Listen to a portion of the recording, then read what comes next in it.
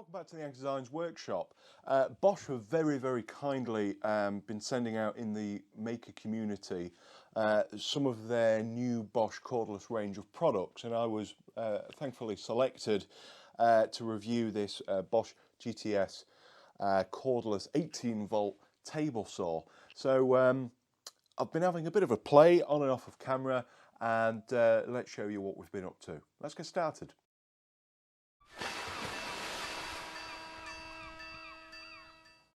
So I'm going to run through some of its features very quickly here. When I got this out of the box, I thought, oh no, it's actually a steel top. I ran around with the magnet on here, and it seemed to be some sort of die-cast material, keeping it light and of course keeping it nice and strong. Now, what they've cleverly done is incorporated these 3/4 inch 19mm T-slots here.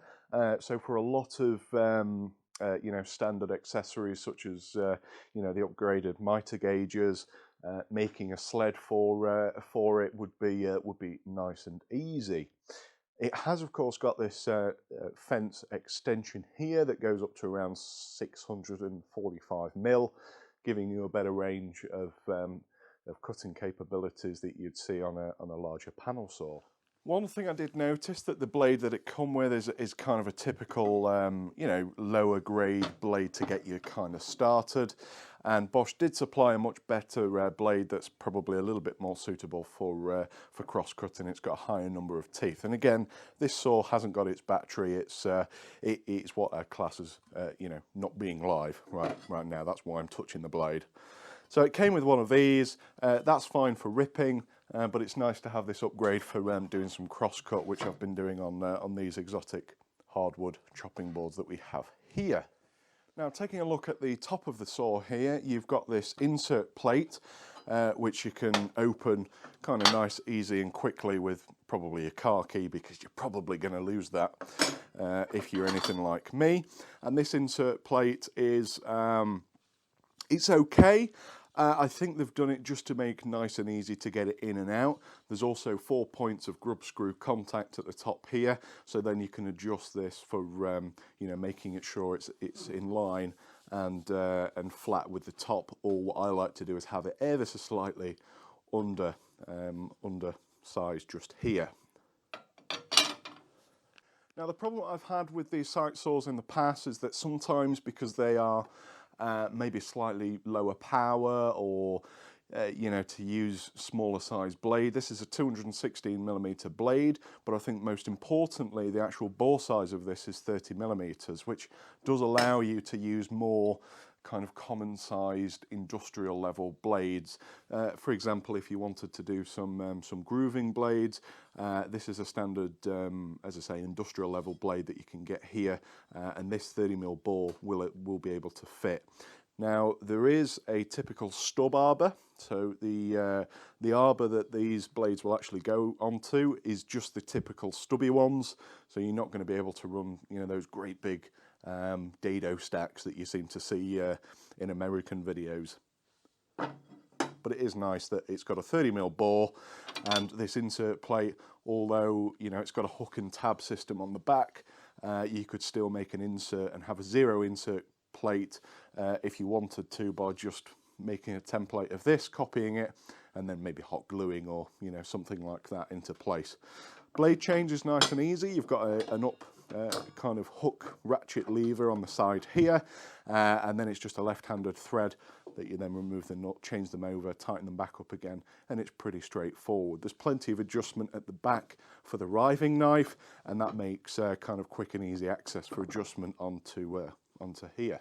One thing I didn't like is that upon taking this saw out and the fence extension piece here, it's filled with this lithium 2 kind of multi-purpose grease. It's not lithium grease, it's that multi-purpose horrible stuff that you get. My preference would be, because it is a new saw, personally I would take the fence off, wipe it, and have some sort of dry lubricant on there, just to kind of give it some sort of lubrication whilst being used. It's the same with the fence itself. You don't need to use any kind of greases or anything like that on here. Just get an old candle, wub it round and put some wax on here to you know, make these ways slide a little bit easier, because at the minute the fence, it's just a little bit too new right now, but it's nice. It came out of the box ready to use, and what is a benefit of this saw, in my opinion, is I like a double clamp fence. So this is clamping from one end to the other and not just clamping down at the first point of the fence here, because you will get some deflection if it's not fully clamped like a two-part clamp here, which is great. So taking a little bit a closer look at the controls here for raising and lowering the blade. It's a simple of releasing here, and that will then give you your angle right up to a one directional 45 degrees, and then back to 0 again, and then locking that off. And of course the blade will go up and down via the hand wheel here, and it's very smooth. It's nice. They've got a bevel gear in the back that's pretty common with this type of saw. And I think what is nice is, to me, that looks like a direct drive motor, and often the disadvantages of having a direct drive motor on a table saw is that you lose capacity on the actual depth of cut. But on here, the blade, you're actually able to get an extremely high level of cut here, which you're talking roughly around 75 mil, which is, you know, ideal for you know, cutting your thicker stocks, maybe worktops, or you know, larger chopping boards if you're into that type of thing. Now personally, I'm not a big fan of plastic push sticks, but this is able to be stored away at the side here, and even if you don't use it, if you're in a jam or you've just started on a job and you haven't got any wooden push sticks with you, you know, it's nice that you can just grab that out of the way and put it down. So the saw does come with one of these mitre gauges, and let's face it, every saw that you've ever bought in the past, you pretty much always chuck these away. And this is okay. It's not as bad as some of the ones that I've seen over the years by any means. But if it was me, I'd probably take that off and use the T-slot for something else, you know. And of course, you know, if you were to upgrade with this often fits much more industrial level saws if you were later to upgrade, or band saws, etc. So it's nice that they've got this 3/4 inch 19mm T-slots on here. And of course, they're not going to include something like this, as they're, you know, 100 odd quid for a 500 saw. Just something to mention here on this extruded fence here that you've got these two toggle screws here, and this is designed for unscrewing this, flipping this round,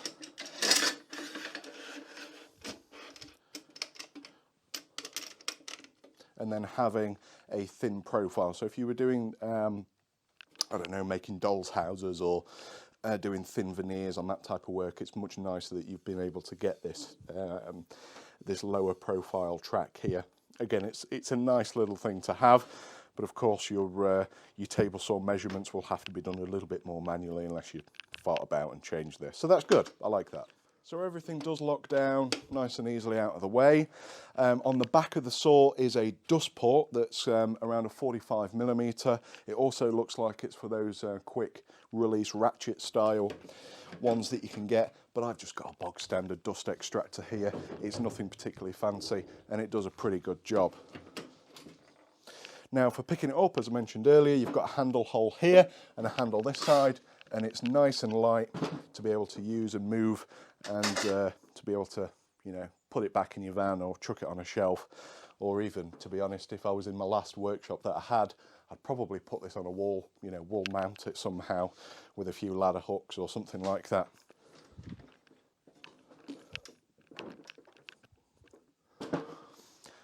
And I think weight-wise, it's roughly around 20 kg and 21 kg with a large battery. Nice. Now, some of the problems that I've had in the past, especially when you're doing those blade changes and it's a cold winter's day and you drop the little nut out here and you need to access the inside of this, it's quite easy. You've got these cam screws on the side, and you can open up the back here.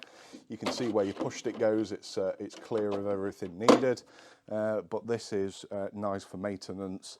You know, getting any parts that you've dropped through, or just giving it a general clean. So mounting the battery is nice and easy. Bosch very kindly sent me this 12 amp, which is an absolute animal of a battery. When it got delivered, it had 0% charge, and it took roughly around 40 minutes to get from 20% and below on the first bar up to 100. It took roughly 40 minutes. So the saw is now live. I'm not going to switch this on, but something I did notice when I was having a close look round is it's actually got a hole through the switch here. And I looked through the manual, this is actually for an isolator, so you can put a padlock through this. So I think this is really nice, especially if maybe it's going into a school or a men's shed, you know, something like that, you know, someone can sneak a battery into and then use it when they shouldn't be. You know, you can just isolate that off with a padlock. So it's little things like that that's, you know, they've obviously put quite a bit of thought into this, and it's just another safety aspect and you know, just a little benefit there, which is quite good. So we did some tests on this saw, and we started off with some 8mm plywood, just general construction hardwood plywood. After that we did the generic softwood plywood 18mm, and both of those were absolutely fine. We then started to cut on the a typical CLS, so a 3x2 C16 grade, and it went through absolutely fine. We then thought, well, I'll tell you what we're going to do. I'm going to get one of my hardwood chopping boards that is a mix of African hardwoods, rosewoods, English oaks, and other things, and it just ate through it. You wouldn't know that this is a cordless saw. It's quite impressive. So here's some few clips of us running through those.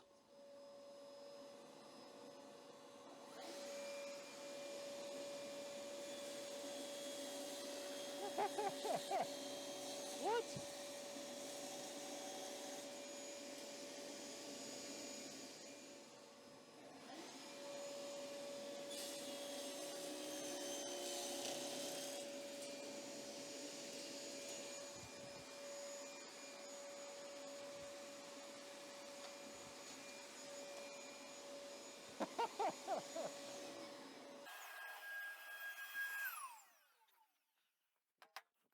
That is pretty bonkers, that is seriously hard wood. I mean, my table saw at times, especially ripping down some of the lengths, that's pretty insane, that. And I am really, really surprised. And that blade just there that we've got, I mean, that's given a wonderful finish.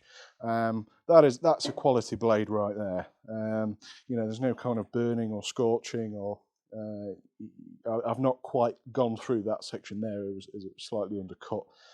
But that is impressive. That is really, that is impressive for a battery saw. You just don't, you can't even tell. You can't tell. Now the saw does come with these, I'm going to call them safety antlers, and because I was cutting 30mm strips on the test pieces here, I didn't use this. Now on a larger sheet that's more inclined to do some kickback or twist within the boards, I'd say that, you know, these are quite a nice thing to have. They are a little bit annoying and in the way. I've seen some of these that are a lot worse, and I haven't seen many that are better designed than this. But again, it does a job. But personally, you know, I'm a competent table saw user. It's not something I would, I think would be a bit more of a hindrance on my own safety than I think it would be of a benefit. But that's my personal opinion. If it's there, use it. If you're comfortable, get used to it, type thing. But for me, I just found that you've got to as well have the blade quite high up for the extraction, and of course it does raise up with you. It does a job that it's for, but if you are doing thin strips, then you've kind of got not much choice to getting that out, and especially being safe with being able to extract the material from your finished cut piece. Now, some of the accessories that you can get with this include the wheels kind of fold up base for it. I haven't got that, so I've just got this on a work platform, and it's actually a really nice height for me using a table saw. It's similar height to my current panel saw that I've got in the workshop already. But it's probably something I'd say it's something to definitely look into. I think it would be nice to have it on some wheels getting in and out from site. I think would be quite handy. Now, of course, when using anything in the workshop, such as a table saw, bandsaw, any industrial equipment, of course, you always want to be using your ears, eyes, and nose protection. Of course, the battery is now not into this table saw as I'm talking to you now. Now, to summarise, I'd say the Bosch GTS table saw has been around for many, many years. There's not that many people that haven't had one or used someone else's on a site. They're very, very popular saw because it's been a great platform, and naturally for Bosch to bring out a cordless version of it, I think it's a really nice complement to the range. I think in addition, the actual setup itself is, of course, any site saw that's got to be mobile and light enough to move, there's always a compromise. So there is a lot of plastic components on here, but at the same time, it's 20 kg in weight. So it's safe to use and move around, and manual handling and all that safety stuff that we all know about now. I think it's a really good functional get the job done. The 0 to 45 degree bevel movement is very, very good. It's very repeatable, to 45, back to 0 to 45, etc.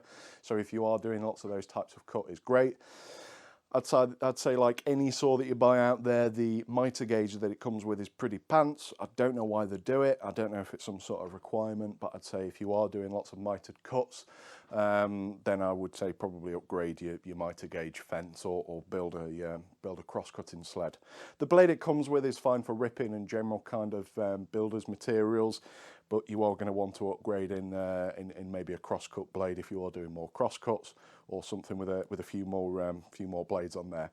And with it being a 30mm bore, of course, then you can start to look at the even better industrial level blades with slightly more specialised stuff that you can have in there. I really like it. It's quite smart. Now, I don't particularly like the videos where they do a test and they do 1,000 cuts with one battery and how long it's going to last. This isn't the video for that, really. I'm a real user. I think a 12 amp battery is going to do most of your shift if you've got lots of this to do.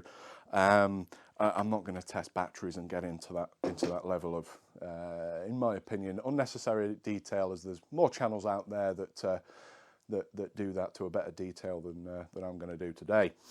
It's a 12 amp battery. It's big, it's bulky. It's probably more for the the chop saws, the cordless table saws, that type of thing. I wouldn't want to be swinging around my Impact with a 12 amp battery on there all day. But it seems fairly robust as well. The charge is a little bit noisy. It feels a little bit cheap, if I'm honest. But it charges the battery. It does what it says on the tin. Again, I like the two clamping fence. I think that's good. I've seen much cheaper table saws that I've personally owned that have been a single clamp on one side, and especially when you're ripping down an 8x4 sheet, then you do get some deflection at this end. With this being a two-part clamping fence, it's really solid. It's something that you would expect and be relied upon to have those square, straight cuts. And again, I mentioned earlier that this has come out of the factory with quite a lot of grease within the ways of the fence extension here. I'd be inclined to get rid of all of that and then put some sort of dry lubricant on there. I think like a graphite dry lubricant, something like that, because you're just going to get a load of ingress of dirt. What is funny, the bevel gears on the inside of this was not caked with it, and it seems to have some sort of PTFE lubricant on those, and I think that would be my preference. As I say, just to get it all kind of bedded in, use it for a few months, see what it kind of feels like and tightness. I've only got this saw to test and trial for 4 weeks. I'm going to keep using it as my kind of daily runner, and I'll give some feedback over on my Instagram page, which is anchor_designs_GB. So if you want to see more info or ask me some questions, or leave a comment or message me via Instagram, I'll be more than happy to kind of answer any questions that I've probably missed on here. All in all, I'd say Bosch are very, very clever. Obviously, they've brought out, and I think if you look at the product lineup on the 18-volt range, they've brought out their products that have been successful. As I mentioned earlier, this GTS table saw has been a platform by users for many, many years, and it's the same on their chop saws. They've got a great reputation and a great name out there. And I think just to add an 18-volt capacity on there, I think is great, and I think it's a really nice complement to the range and for its users. I find especially I like to work outside, so having a cordless tool like this that you don't really know Is cordless. You know, you plug it in, it doesn't bog down with any cuts that I've kind of chucked through it. I think it's really, they have nailed it with this. I do like it, and it's something that I'd be pretty reliant on. I think one thing I would like to see, which I did do a little bit of research on, but I couldn't find anything, is maybe do a 240 volt 110 adapter to go corded, cordless to corded. But in all honesty, this 12 volt this 12 amp battery is huge. I don't think you're going to need it. That's probably why they haven't brought it out. The smart cookies over at Bosch, come on. After using it after a little bit, I think the only thing that I would sacrifice for the weight is maybe the adjustment, height adjustable wheel here is plastic. I think I'd like to see the actual windy up knob, come on, be able to fold inwards maybe, just because you're always going to catch those stick out hand wheels wherever you go. Maybe a bit more of a nicer metal one that perhaps you're feeling a bit more, it's going to last a little bit longer. But as long as you're careful, and as I say, if you do get this, I'd probably recommend the trolley, just for moving it around a little bit easier and a little less strain on your back. But all in all, I'd say it's pretty good. I think it's a good machine, and yeah, I'd say I could see it in my workshop. I do a little bit of site work, and I do mostly homework now, I suppose. Weekend warrior within the maker community, making anything from chopping balls to segmented turning projects to, you know, gardening stuff. I like it. It's good. Thanks, Bosch. We'll see you in the next one.